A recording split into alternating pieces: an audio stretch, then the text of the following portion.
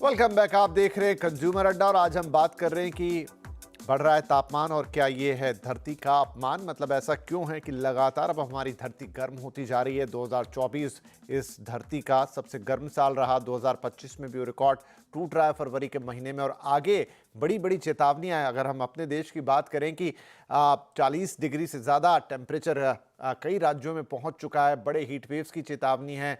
Predictions है कि बहुत इससे जाल माल का आगे तकलीफ भी हो सकती है। तो क्या फिर अब इसके लिए हम कर सकते हैं? अब बात करेंगे थोड़े उपायों की चर्चा पे। हमने ब्रेक से पहले थोड़े कारण टंडोले, लेकिन अब उपाय की बात करेंगे। देवी साहब, अब अर्बनाइजेशन के बिल्कुल जिसे कहते हैं हम फुल स्पीड में इस समय हमारा देश है।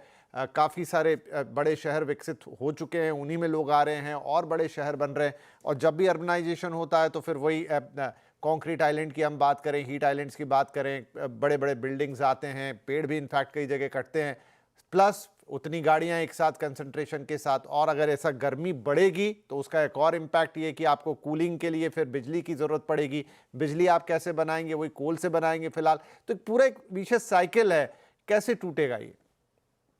ये पहली बात है कि जो अर्बनाइजेशन है वो तो ग्लोबल फिनोमेना है। हम रोक नहीं सकते हैं। लोग तो शहर में आएंगे ही।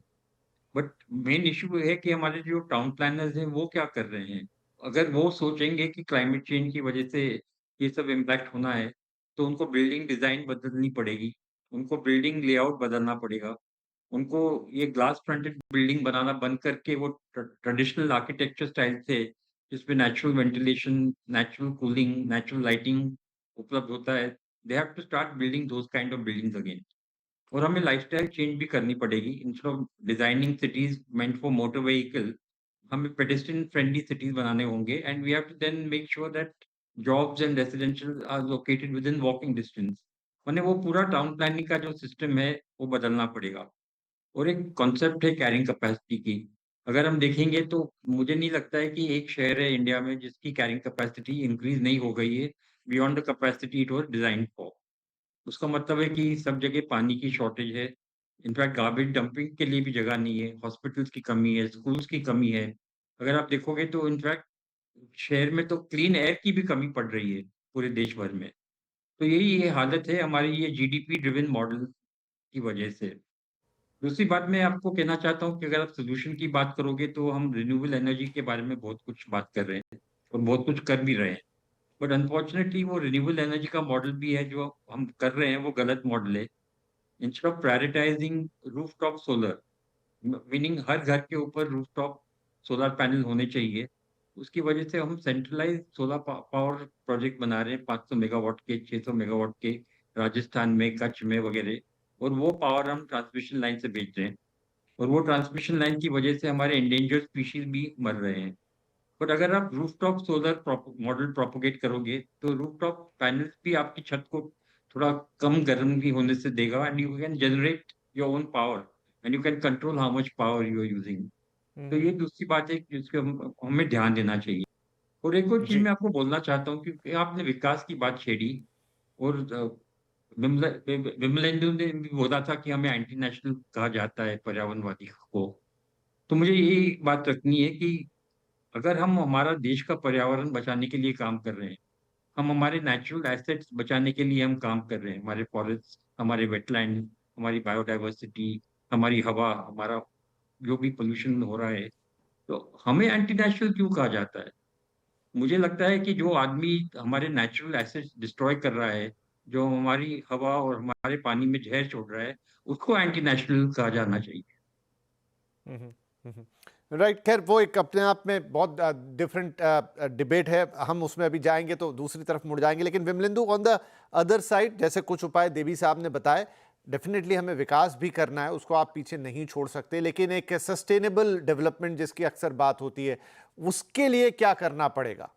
देखिए, sustainable development, inclusive development and comprehensive development ये बहुत आवश्यक है और तीनों अलग अलग चीजें हैं। हीट वेव को लेकर के हमें तीन तरह से अपनी स्ट्रैटेजी बनानी बहुत आवश्यक है। कुछ चीज जो है जो कि एक शॉर्ट टर्म मेजर, क्योंकि अगर हीट वेव इस मई के महीने में आने वाला है तो हम 10 साल की 10 सूत्री कार्यक्रम बनाने से हमें कोई फायदा नहीं है। हमें इमीडिएट रिलीफ या इमीडिएट कुछ ना कुछ एक से रेस्क्यू चाहिए।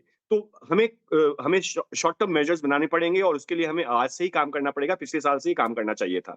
और साथ ही साथ मीडियम टर्म जिसमें हम अपने एनर्जी रेज़ीम को देखते हैं कि हम एनर्जी कहाँ से कंज़्यूम करते हैं, हमें ये देखना पड़ेगा कि ये हीट का सोर्स क्या है? कंक्रीट अगर एक सोर्स है, साथ ही साथ हम ग्रीन कवर को जो हम डिस्ट्रॉय कर रहे हैं अर्बनाइजेशन में प्रॉब्लम नहीं है, अगर आप अर्बनाइजेशन में जैसा कि गोयनका साहब ने कहा कि कैरिंग कैपेसिटी को ध्यान में रख करके आप करें। तो आपको पार्किंग बनाने के लिए आपने आपने हज़ारों हजार पेड़ों को अगर काटना है आपको, दिल्ली में और मॉल्स की आवश्यकता नहीं है, लेकिन आप मॉल के ऊपर मॉल बनाए जा रहे हैं। दिल्ली में अच्छी हवा और अच्छे अच्छे पानी की आवश्यकता है और अच्छे स्वास्थ्य की आवश्यकता है लोगों को, ना कि 24 घंटे मॉल मॉल खुले रहें। तो वो और साथ ही साथ लॉन्ग टर्म में हमें ऑफ कोर्स थोड़ा डिसरप्टिव इकोनॉमिक मॉडल चाहिए होगा।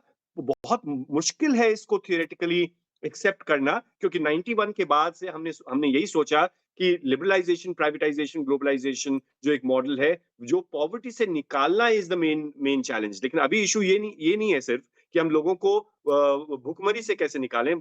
पॉवर्टी से निकालना तो एक उद्देश्य है, लेकिन स्वास्थ्य जो है ओवरऑल लाइफ एक्सपेक्टेंसी को और क्वालिटी ऑफ लाइफ को कैसे कैसे बरकरार रखें, क्योंकि अगर आपने बहुत सारा पैसा तो दे दिया अपने समाज में, लेकिन अगर 10 साल आपने उनका कम कर दिया तो उसका क्या फायदा। तो हमें लॉन्ग टर्म में उस तरह के डिसरप्टिव इकोनॉमिक मॉडल्स के बारे में भी सरकार को सोचना पड़ेगा, और वो हम और आप नहीं कर सकते। सरकार को वो ठोस कदम उठाना पड़ेगा कि हम अपने विकास की गति को थोड़ा सा धीरे करें, विकास की दिशा को थोड़ा सा चेंज करें, ताकि हम असल में एक इंक्लूसिव लॉन्ग टर्म ग्रोथ और सबका विकास के बारे में हम चर्चा कर पाए। और उसके जी। लिए policy level, by the way, सिर्फ डिपार्टमेंट ऑफ एनवायरनमेंट या डिपार्टमेंट ऑफ हेल्थ की बात नहीं है। इसमें आपकी एग्रीकल्चरल पॉलिसी क्या है, आपकी ट्रांसपोर्ट पॉलिसी जी। क्या है, आपकी कंस्ट्रक्शन पॉलिसी क्या है, आपकी road and infrastructure development policy क्या जी है, उन अमलेंद्र, सारे पॉलिसीज के ऊपर काम करना बहुत आवश्यक है। राइट, क्योंकि मेरा समय समाप्त हो रहा था इसलिए मैंने रोका आपको। क्यों, और बात सही है, और ये बात थोड़ी और विस्तार के साथ, थोड़े और लंबा वक्त देके और लगातार करने वाली बात है। डेवलपमेंट नो डाउट हमें चाहिए, लेकिन